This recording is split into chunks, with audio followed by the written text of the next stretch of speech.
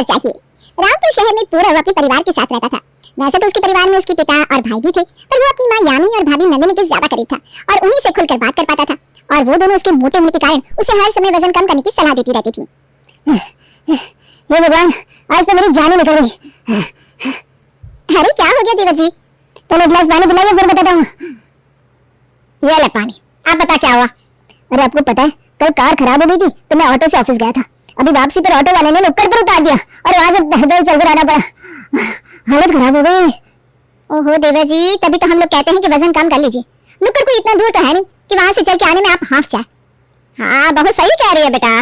आप लोगों को ना बस मौका चाहिए मेरे वजन पर कमेंट करने का। अरे हम लोग आपकी भलाई के लिए कह रहे हैं ना, क्योंकि अगर आप ऐसे रहेंगे तो आपको कोई भी लड़की नहीं मिलेगी शादी के लिए।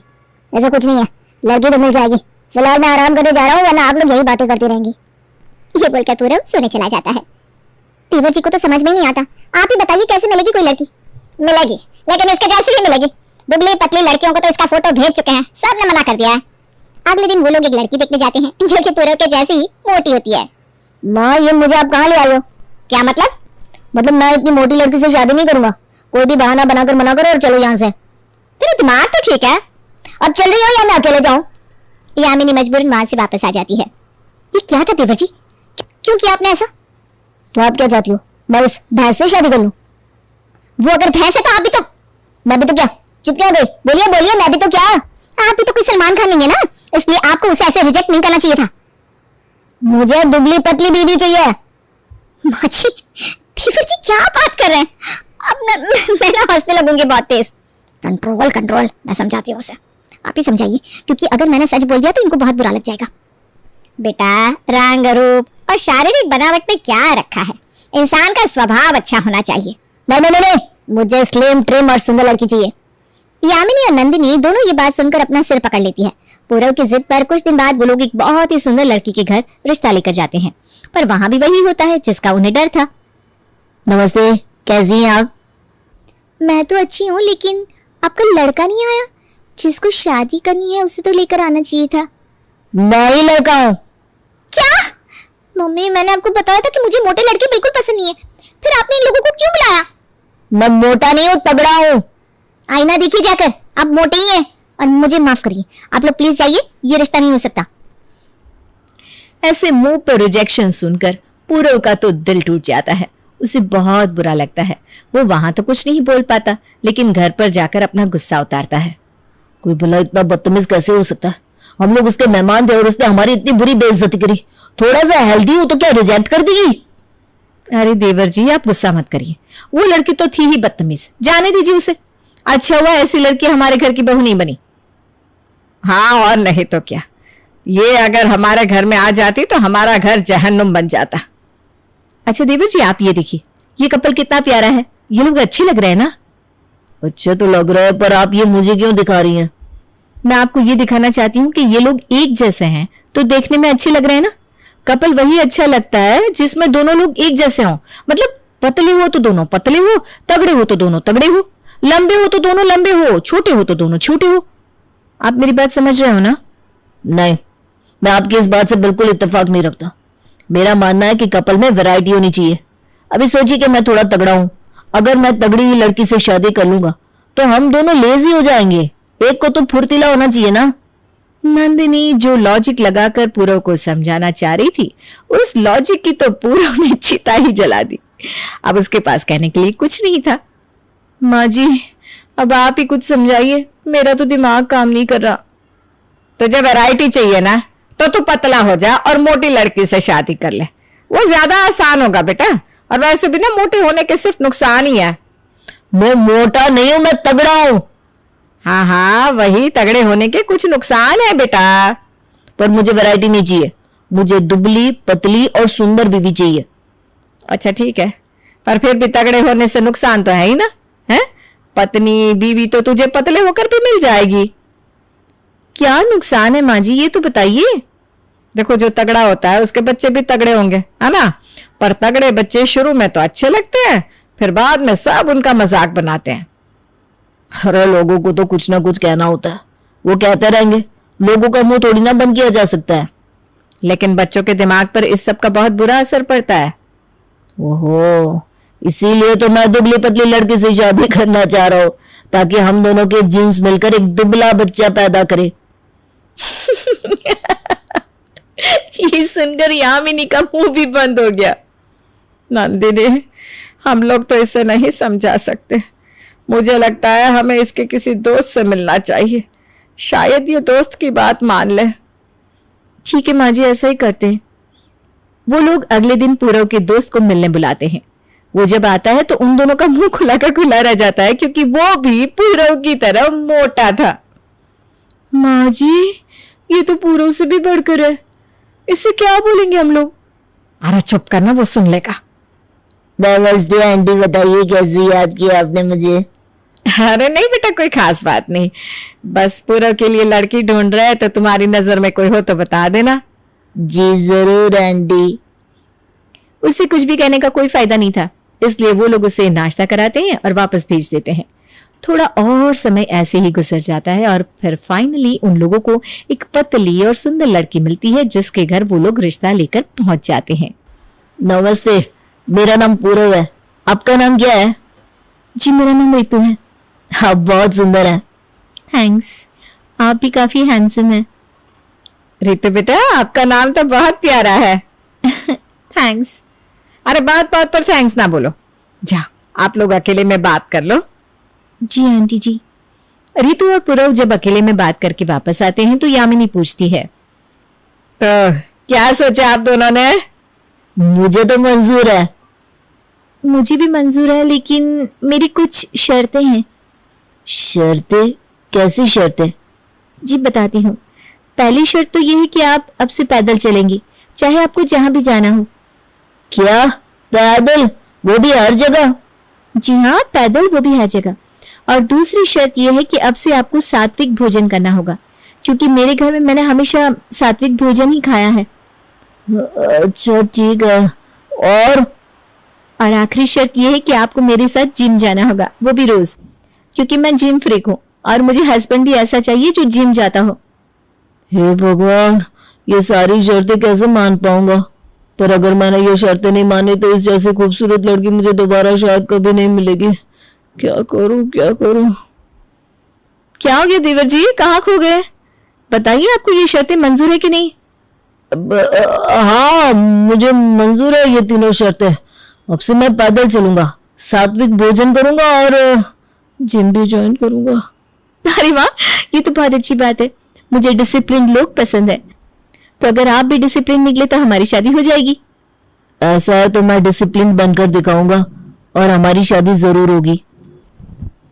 तो ठीक है, फिर हमारा रिश्ता पक्का। बाकी की बातें हमारे माँ बाप कर लेंगे। अब उन दोनों की शादी तय हो जाती है।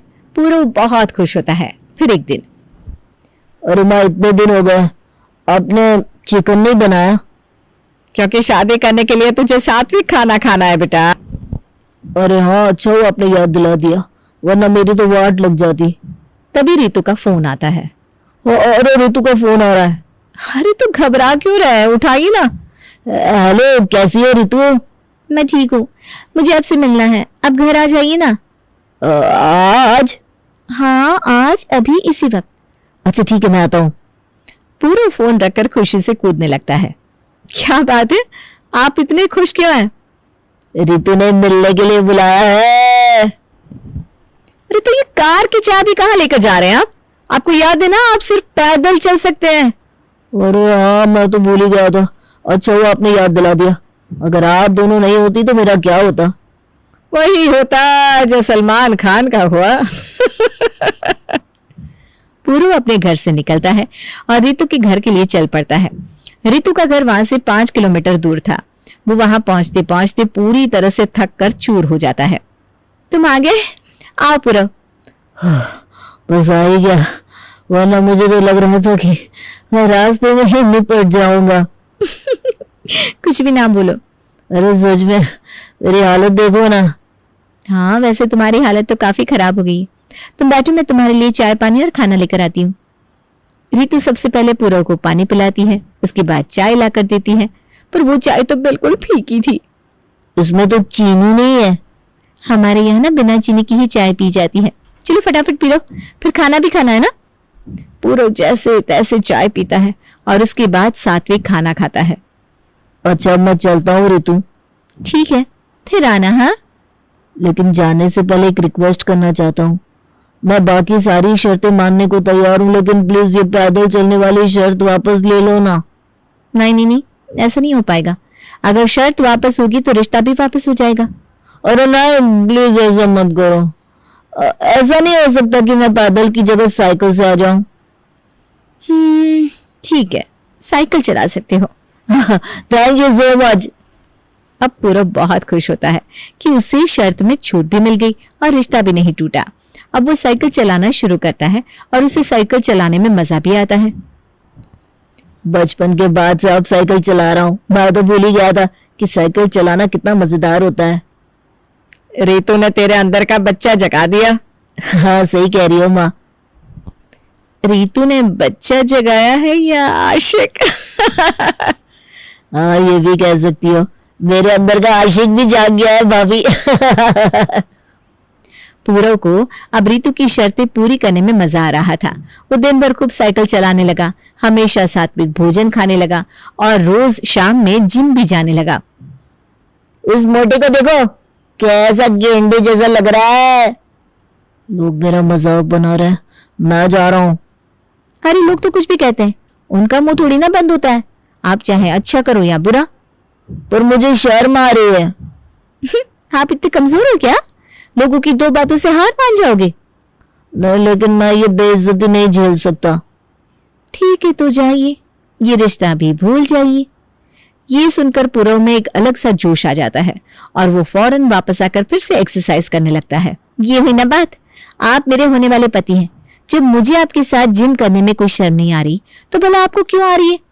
जब हाथी निकलता है तो कुत्ते तो भौंकते ही है, भौंकने दो। तुमने सही कहा रितु, मैं सचमुच बहुत ज्यादा भाग्यशाली हूँ कि तुम मेरी पत्नी बनने वाली हो। भाग्यशाली तो मैं भी हूँ कि मुझे इतना डिसिप्लिन्ड पति मिला है। मिलेगा। दोनों हंसने लगते हैं और एक्सरसाइज करने में लग जाते हैं।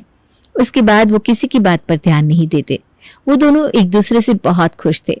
ऐसा करते करते 6 महीने गुजर जाते हैं और पूरव को पता भी नहीं चलता कि वो कब पतला हो जाता है। अरे ये क्या हो गया? तुम्हारी शर्तें मानते मानते मैं कब पतला हो गया मुझे पता ही नहीं चला। ये मेरी शर्तों का नहीं, आपके डिसिप्लिन का कमाल है। गलत, ये मेरे डिसिप्लिन का नहीं, तुम्हारे प्यार का कमाल है। अच्छा। जैसे पूरव खुद हैरान था वैसे ही उसके घर वाले भी हैरान थे। बेटा तेरा तो रंग रूप ही बदल गया बिल्कुल।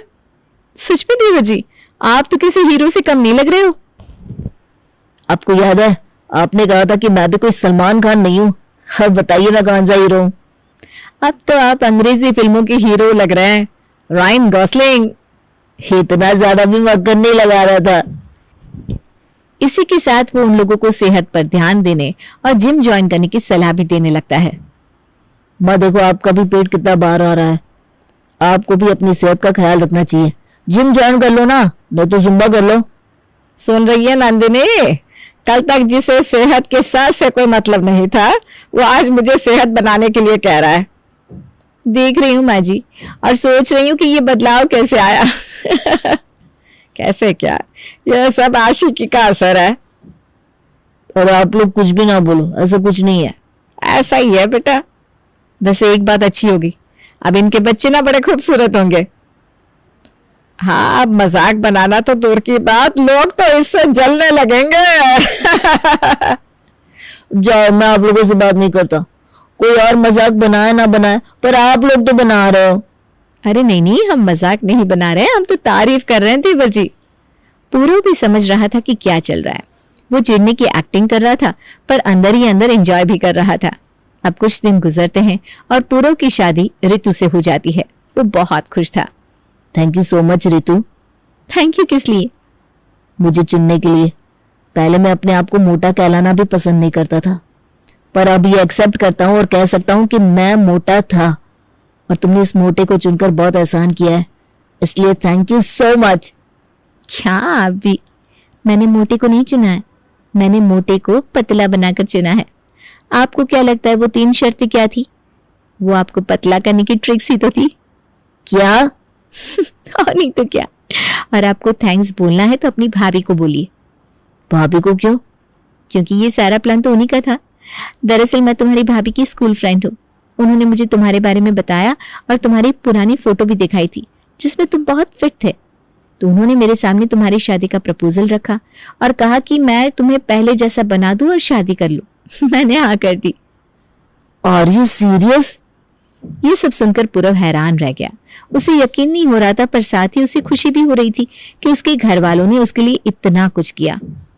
भाभी, थैंक यू सो मच। आपने बिना बताए मेरे लिए इतना कुछ किया। मैं आपका शुक्रिया कैसे अदा करूं? अरे मेरे पगले देवर जी, मैं भाभी हूँ और भाभी का फर्ज होता है देवर की शादी करवाना। लेकिन हर भाभी अपने देवर के लिए इतना नहीं करती नंदनी। तूने बहुत कुछ किया है। वो कहते हैं ना, भाभी माँ समान होती है, तो तूने माँ बनकर दिखाया है। बल्कि मैं माँ होकर भी वो नहीं कर पाई। बस ठीक करिए आप लोग, मुझे शर्म आ रही है। अच्छा ठीक है। Thank you Nandini. और हाँ जी मेरे पतिदेव, अब आप कभी कभी अपनी पसंद का खाना खा सकते हैं और कार चला सकते हैं। ओ बहुत धन्यवाद देवी जी। पूरव पतला हो चुका था और उसे पतली और सुंदर पत्नी भी मिल चुकी थी। वो भी खुश था और उसकी माँ और भाभी भी।